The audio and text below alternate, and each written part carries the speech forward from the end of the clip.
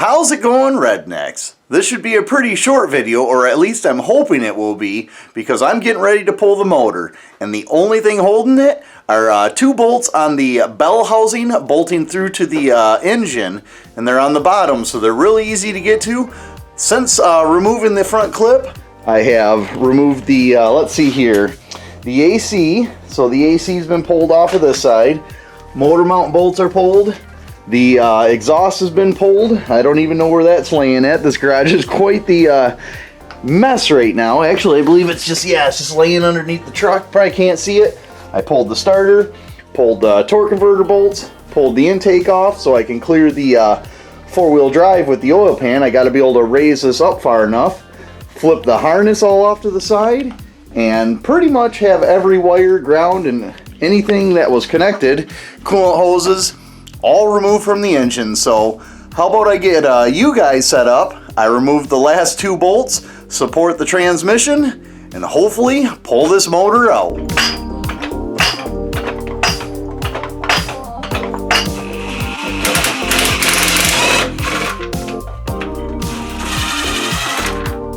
Alright, with the last two bolts removed, I have the transmission supported by the pan. And I guess now we pump the cherry picker up and we hope for the best.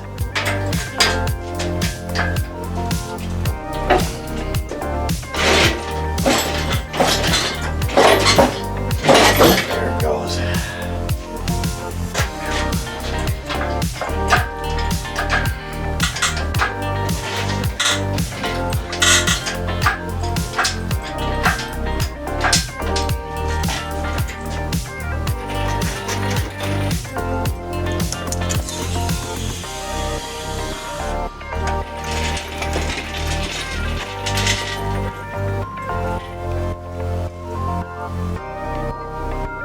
What do you think, Bolties?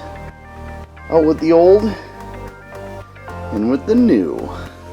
Well, there we go. Just as I was hoping, the motor came out without a hitch. No hiccups, no problems, and now the weather tomorrow is supposed to be pretty nice, so I'm going to get this thing out, power wash the whole frame off, and then I get to look forward to doing the brake lines. I want to do the hydro assisted brake booster, and I think there's a few other things I want to do under here before I put the other motor that is underneath there in here, which is the 60HO. So yeah, hopefully you guys enjoyed the video. Like, comment, share, subscribe, and get back to work.